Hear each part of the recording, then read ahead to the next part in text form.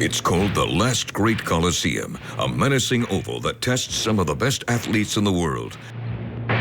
But this weekend, the oval is transformed into a diamond in the rough, but one that still tests those who dare to enter the arena. You never know what to expect when it hasn't happened before. For the first time ever, a Major League Baseball game will be played in the state of Tennessee. But this is more than just your average game. Beautiful Bristol Speedway, nestled in the beautiful hills. We're bringing Major League Baseball and auto racing together.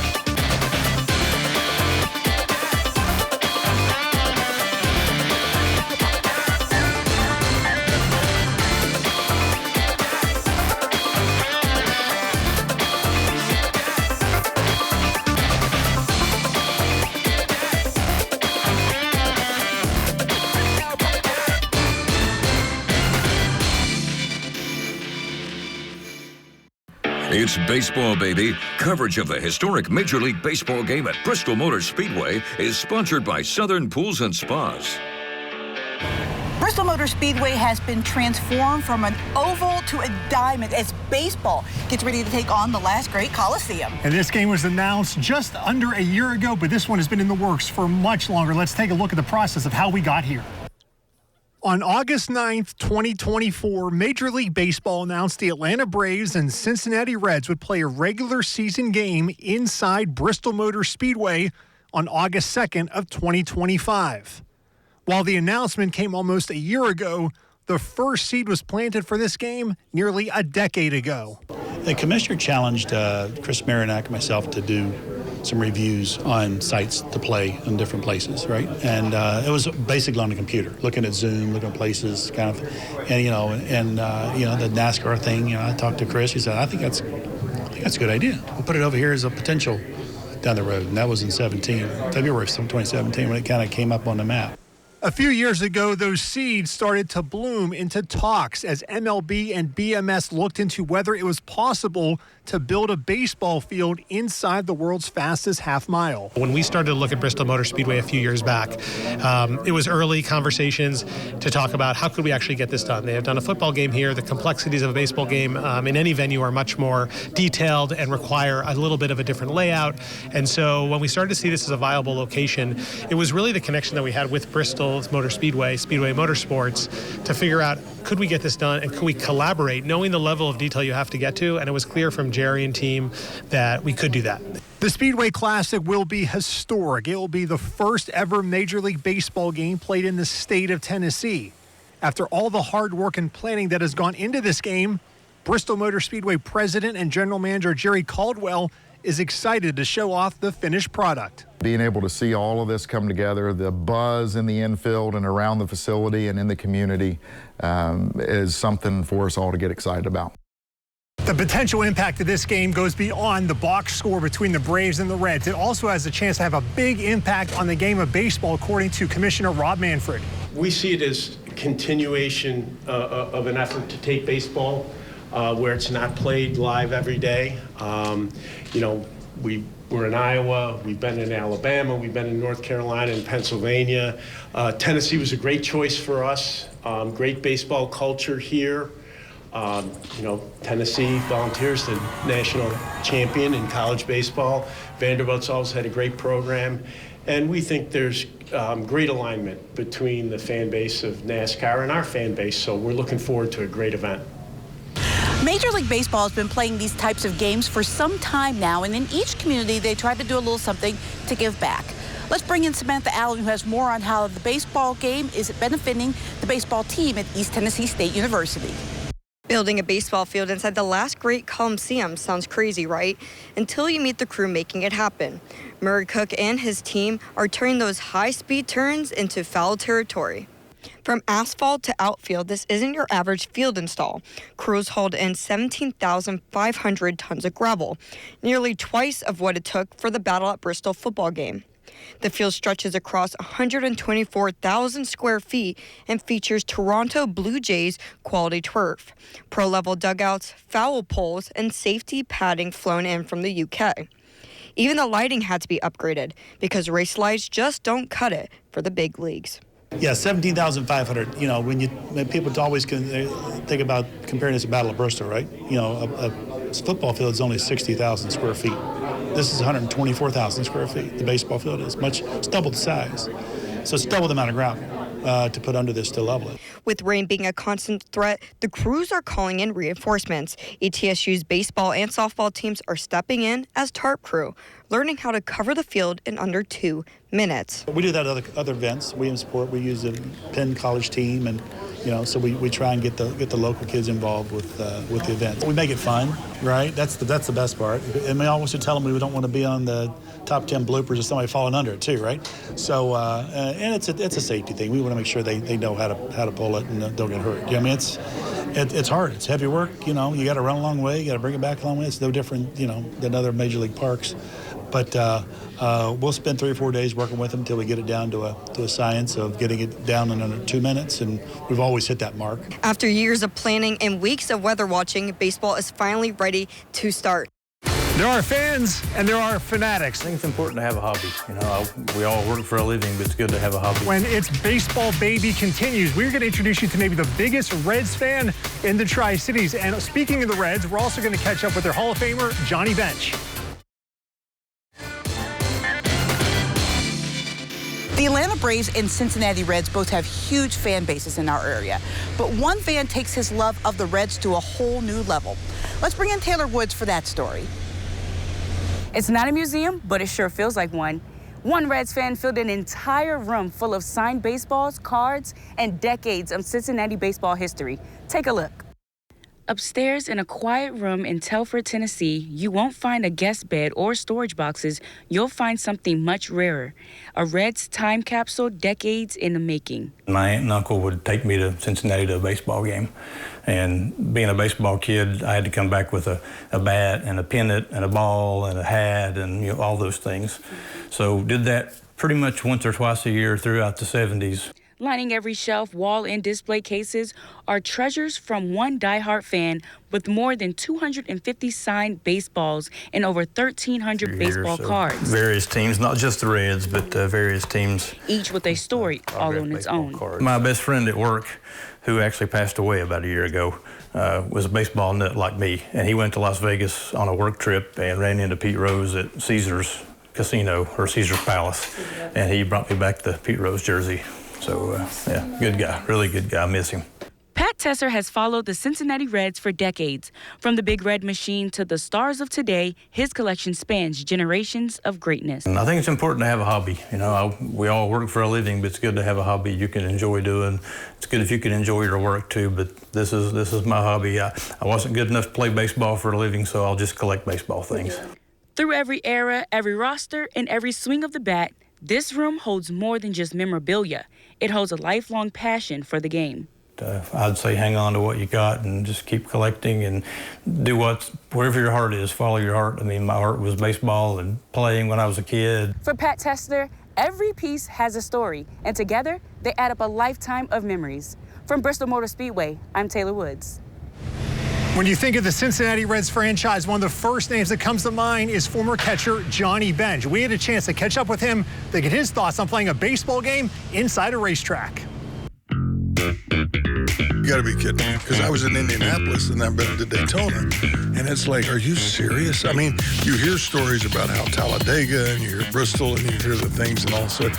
So it was really kind of just a wonderful, I don't know, it wasn't totally a bucket list, but it was something that I really wanted to see. Yeah, nothing surprises me anymore. I think the Braves and another team I don't know who the other team was, but they played at Fort Bragg. And the Corps of Engineers, this is about 8 or 9 years ago, built a stadium. And it's like they couldn't believe it could happen. So to think that, here I am standing here looking at this picture, I mean, it's really exciting. Now there's something that comes along that's a novelty item that says, what is that?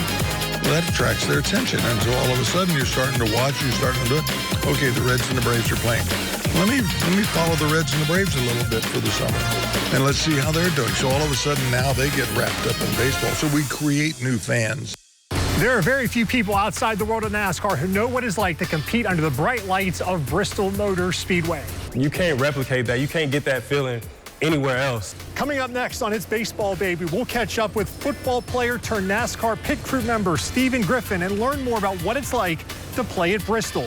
Plus, we'll talk with Braves manager Brian Snitker to find out some of the challenges of playing a baseball game inside a racetrack.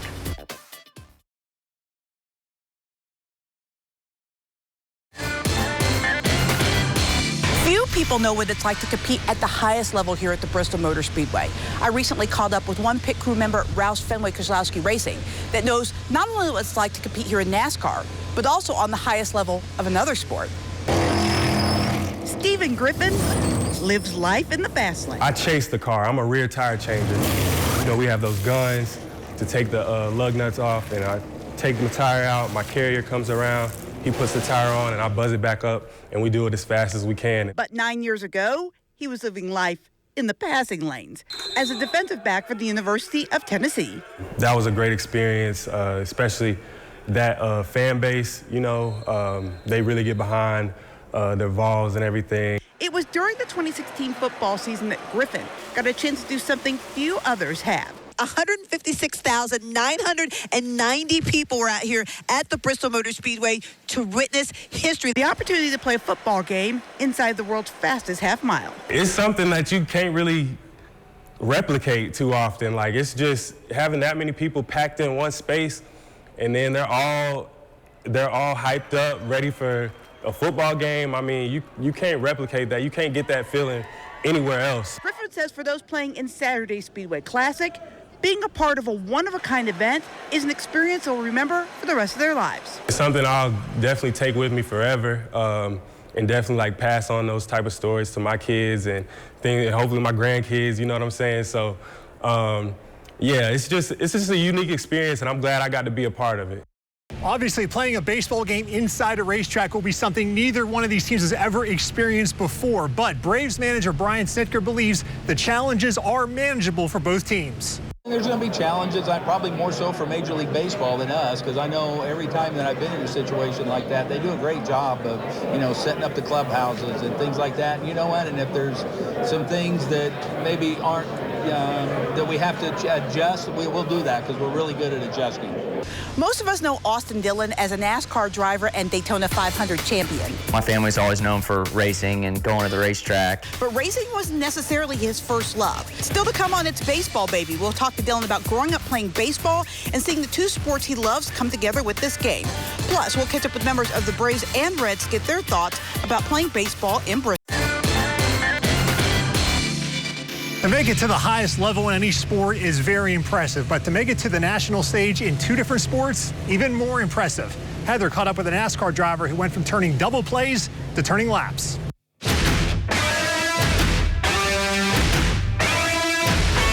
Austin, I know that you're a baseball fan. We're getting ready for the Speedway Classic at Bristol Motor Speedway. You're a Braves fan? Huge Braves fan. How did you become a Braves fan?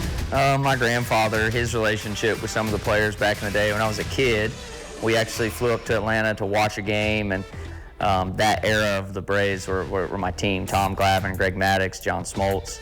I loved all those guys. So people probably know you these days for either being in racing or your involvement now in bull riding, but you actually grew up playing baseball, right? Yeah, no, playing baseball and Little League, and I loved it. It was pretty competitive and enjoyed going to the League World Series. My name's Austin Dillon. My favorite baseball player is Rafael Falcao. What was that experience like? It was awesome. My family's always known for racing and going to the racetrack, and getting my grandfather up to Williamsport, Pennsylvania to watch me as a 12-year-old play second base, going and being on ESPN, because Harold Reynolds was my guy growing up, so getting interviewed by him in Williamsport was cool. For folks that have never been to Bristol, what's their first experience of walking in either through the grandstand or the tunnel? What's that going to be like for them? Well, Bristol is, I call it the last Gladiator Dome. There's nothing like it. The experience you have walking into that stadium it's epic. And as a driver, there's no other place like it. You're just looking up at the top of these stands, and it's electric. It's an electric factory. There There is obviously a lot of excitement surrounding this game, but not just from current Reds and Braves players, but from former players as well. I was like, yeah, let's go. Why not bring a game to Tennessee? Next on It's Baseball, Baby, we hear from some of the former players about what they expect from this game. Plus, we'll give you some of the keys to the game here at the last great Coliseum. It's Baseball, Baby. Coverage of the historic Major League Baseball game at Bristol Motor Speedway is sponsored by Southern Pools and Spas.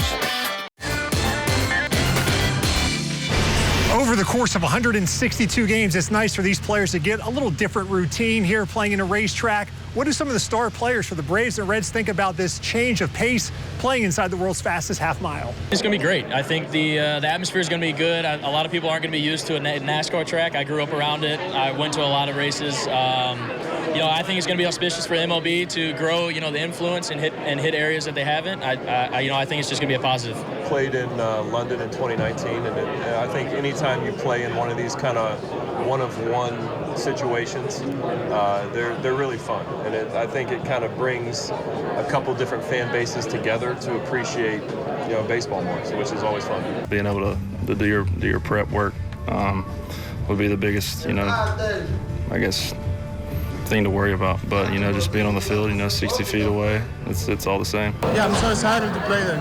I know there's going to be a lot of people. I like playing in front of a lot of people, so I'm so excited. This game is obviously special for the Reds and Braves players in it, but it's also special for some of the biggest names in the past. Cole Johnson joins us now with that part of the story. The game of baseball is beautiful in its purest form. So when its world clashes with another to create something like the Speedway Classic, you have to go to the past and check in with those who wore the Reds and Braves uniforms and get their thoughts. While it may be unbelievable at first, it may just be fitting that we trade in the checkered flag for a walk-off winner. And when the old-timers speak, you listen. I just thought Bristol Motor Speedway, let's go, man. One of the greatest tracks in NASCAR. Excitement across the board. My initial reaction is I love it. Make something different and being inside a racetrack, I think that's amazing. I'm waiting to see it.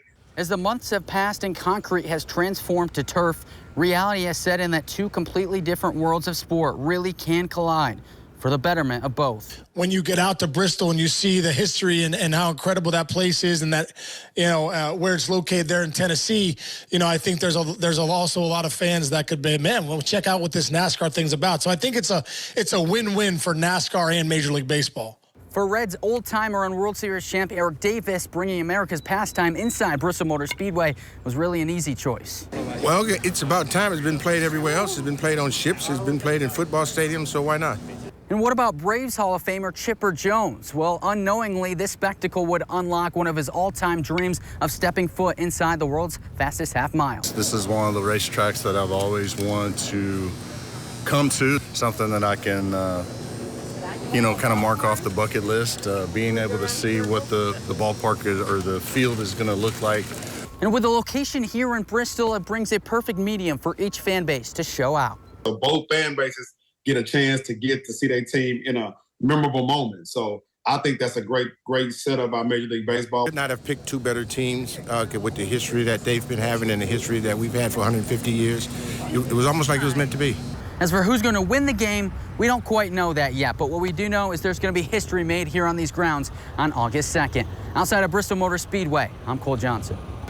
Heather, it's hard to believe it's been almost 9 years since they played a college football game inside the racetrack, and that was a sight to see. I'm really anxious to see what this looks like whenever they say play ball coming up in just a little bit. Yeah, and I'm really looking at the two stars, right? Ellie De La Cruz and Ronald Acuna Jr. See what they can do under the biggest lights and one of the biggest events that baseball's put on in a long time. So I'm curious to see also who gets that first hit, the first strikeout. There's going to be a lot of firsts in this game. Yeah, and everybody wants that, right? In NASCAR, everybody talks about getting that trophy, that inaugural trophy. All of those records are going to be like inaugural trophies for these baseball players, so that's going to be really exciting as well.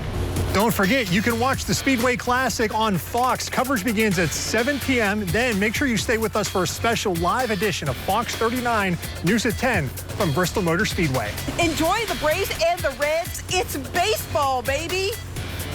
Just for a way to spice up the regular season, I think is probably a good thing. So many games, right? Whether it's home or away. throughout the summer months for baseball. So. I think it has all the makings to be a good event. Cincinnati Reds was the closest team to me growing up, and I was a huge Ken Griffey Jr. fan as a kid. I'm going to try to somehow go to the game just because I want to see it myself. I think it's going to be a great opportunity for the sport of NASCAR and the sport of baseball to kind of merge together, and hopefully the fan bases of each can become fans of each other. And to have Major League Baseball here in front of this cathedral, I mean, it's just going to be so awesome.